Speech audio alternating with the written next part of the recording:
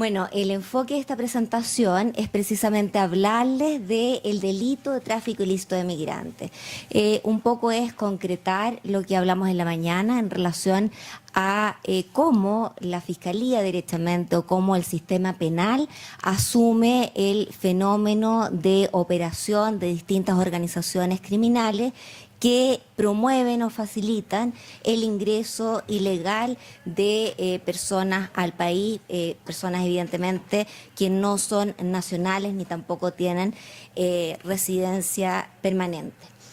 Y para poder cautivarlos les traje algunas cifras que siempre son interesantes. En la Fiscalía Metropolitana Centro Norte, que es la fiscalía donde yo trabajo actualmente, recibe el más alto porcentaje hoy día de denuncias por el delito de tráfico ilícito de migrantes. Y hoy día, 7 de abril del año 2016, hemos podido constatar un explosivo aumento de estas denuncias por variados factores. En efecto, la Fiscalía de Delitos de Alta Complejidad, la Fiscalía Centro Norte, que es la fiscalía que investiga este tipo de ilícitos, ha recibido un total de 159 casos desde enero del año 2015 a la fecha. Cuestión que es relevante analizar y solo por vía de ejemplo traje el periodo del 1 de enero del año pasado, del año 2015, a la misma fecha hoy día, 7 de abril del año 2015, teníamos un caso. Sin embargo, en el mismo periodo del año 2016 tenemos 53 casos, es decir, tenemos un aumento del 5.300% de denuncias. Esto no es casualidad ni tampoco se debe a un solo factor.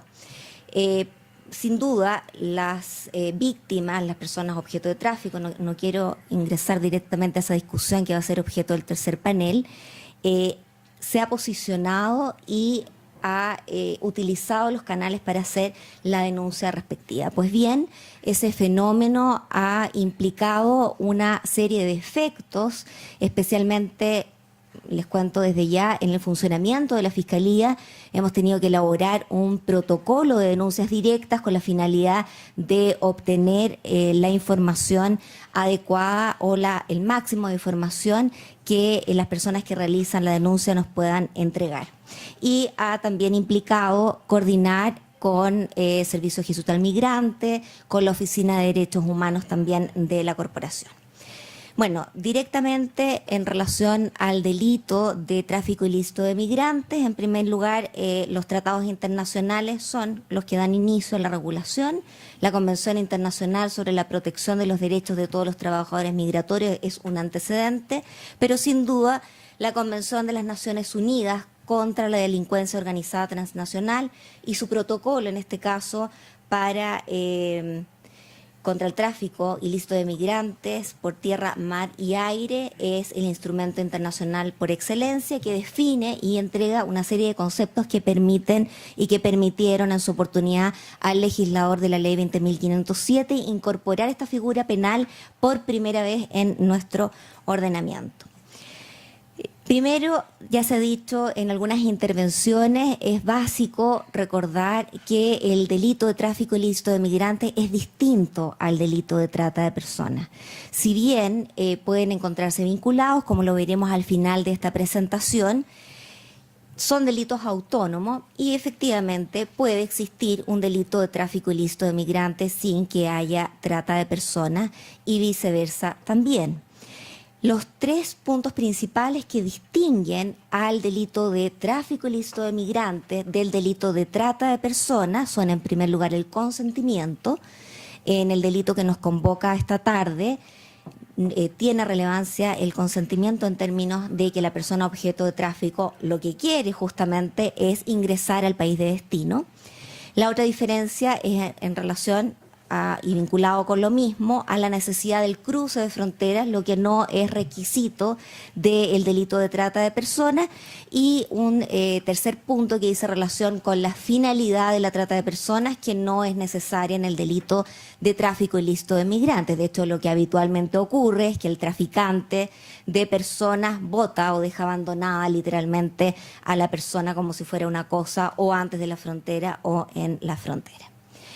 Bien, la ley 20.507 entonces incorpora por primera vez en nuestra legislación este delito, tráfico ilícito de migrantes, modifica el delito de trata de personas, que no trataremos en esta oportunidad, establece medidas de protección especiales a víctimas, pero del delito de trata de personas, y también incorpora técnicas especiales de investigación en este tipo de ilícitos, técnicas especiales de investigación que estimamos que en algunos puntos deben ser también perfeccionadas.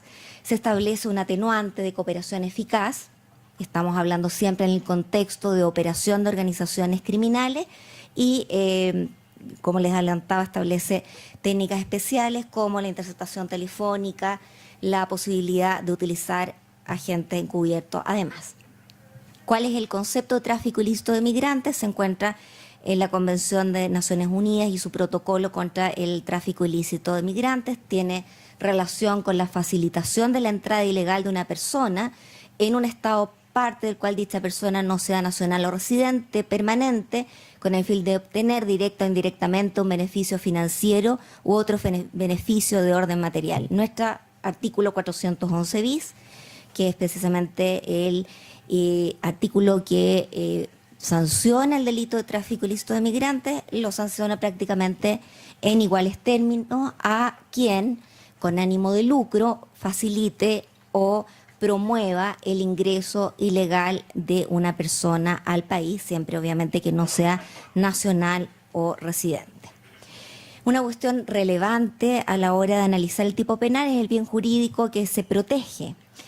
Y este punto ha sido debatido desde varios puntos de vista, pero no puedo entrar en la discusión sin antes indicar que debemos distinguir la figura simple de las figuras calificadas o agravadas de tráfico ilícito de migrantes. El artículo 411 bis, en su inciso primero, establece una figura simple de tráfico ilícito de migrantes en que basta la promoción o facilitación del ingreso al país, evidentemente y siempre con ánimo de lucro. Si no existe ánimo de lucro, no habrá delito. Si el objetivo, por ejemplo, es la reunificación familiar, o si o corresponden a objetivos altruistas, humanitarios, no existe el delito, salvo que el sujeto activo del ilícito sea un funcionario público.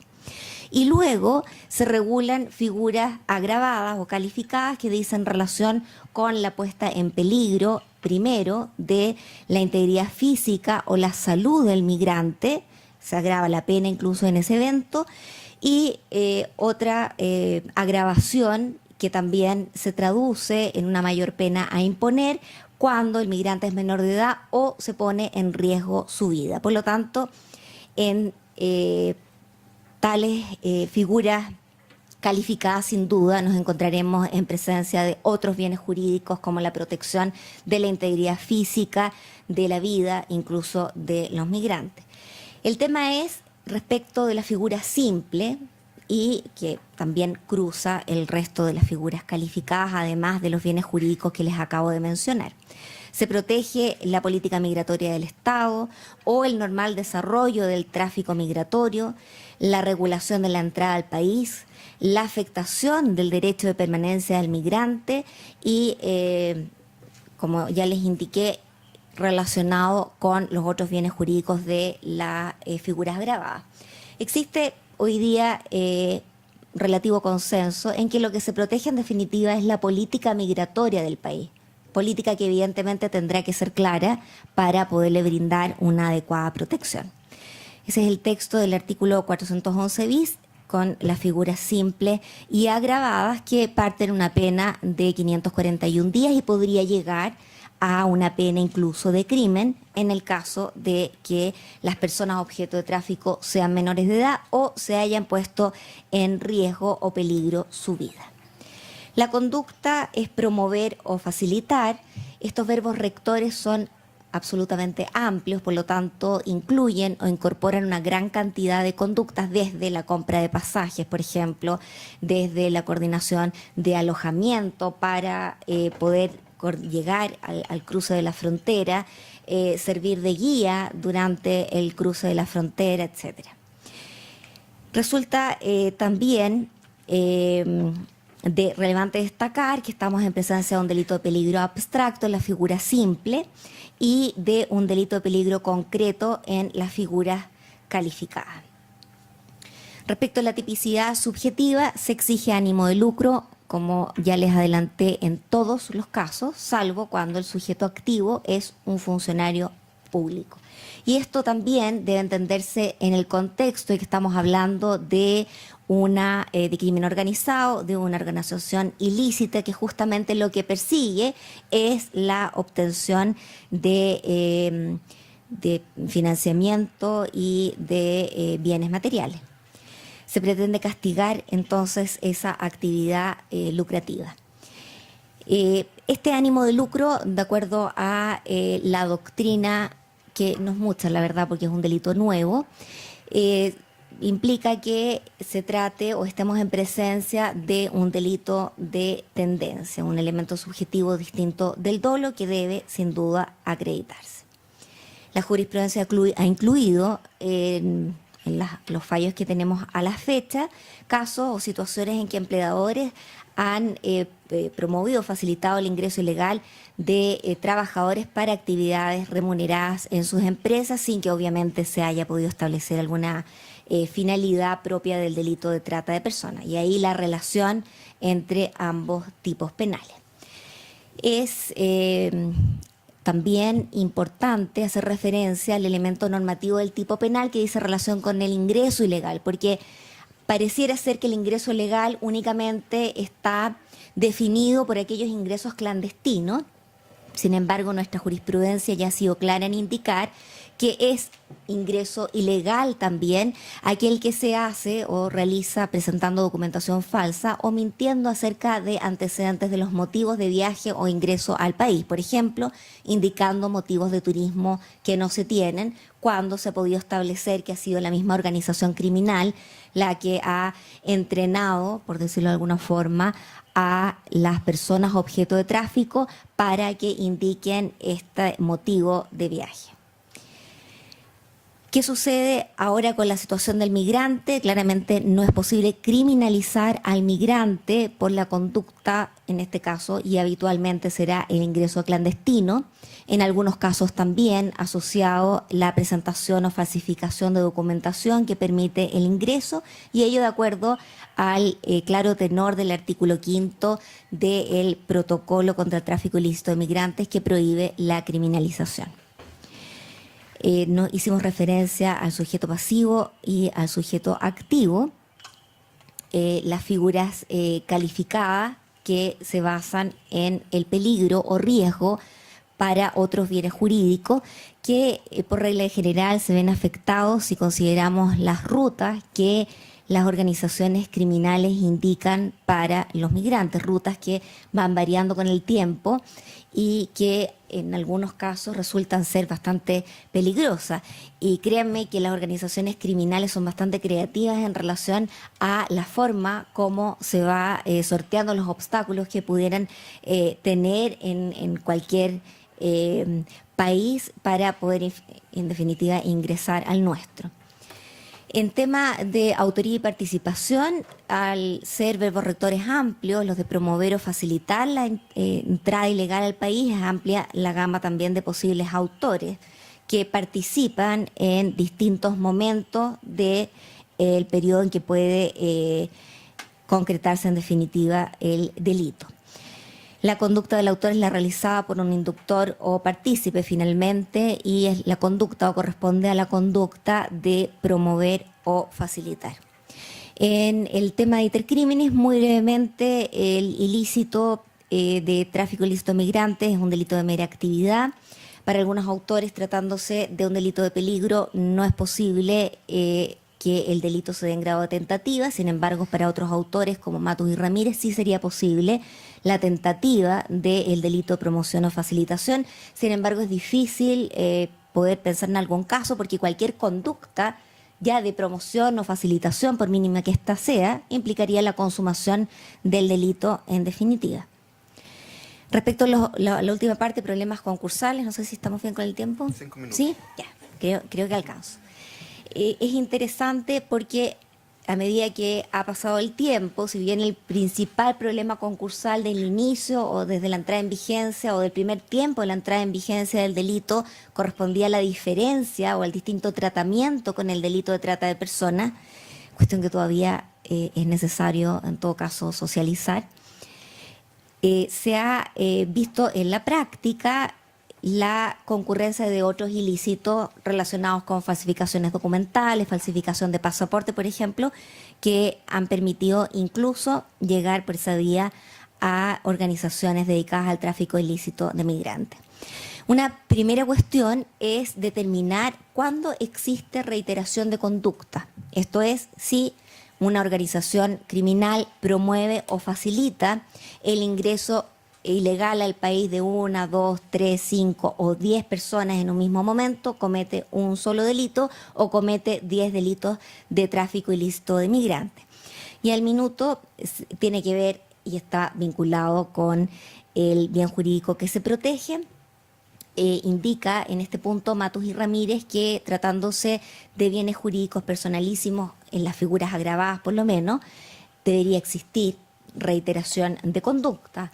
El problema se plantea en la figura simple y habría que analizar ahí obviamente en cada caso y si se puso o no en riesgo la integridad física, la salud o incluso la vida del migrante, lo que también estará directamente o deberá considerarse como antecedente la vía de ingreso, en este caso a nuestro país. Nos referimos ya a la relación del delito de tráfico ilícito de migrantes con el delito de trata de personas. Los tres elementos diferenciadores del consentimiento, del cruce de fronteras, que es necesario en el delito de tráfico de migrantes, y el tercer elemento diferenciador que se refiere a la inexistencia de una finalidad de la promoción o facilitación del ingreso ilegal. Los otros tipos penales relacionados son, sin duda, la asociación ilícita. Curiosamente, nuestro legislador no es que cree un tipo especial a propósito del delito de tráfico ilícito de migrantes, sino que en el artículo 411 quinquies aparece establecer o señalar un recordatorio al legislador que habitualmente en estos casos vamos a estar en presencia de organizaciones criminales y por lo tanto tales conductas deberán ser sancionadas de conformidad a los artículos 292 y siguientes del Código Penal que precisamente crean o se refieren al delito de asociación ilícita. También se encuentra relacionado al delito de lavado de activos.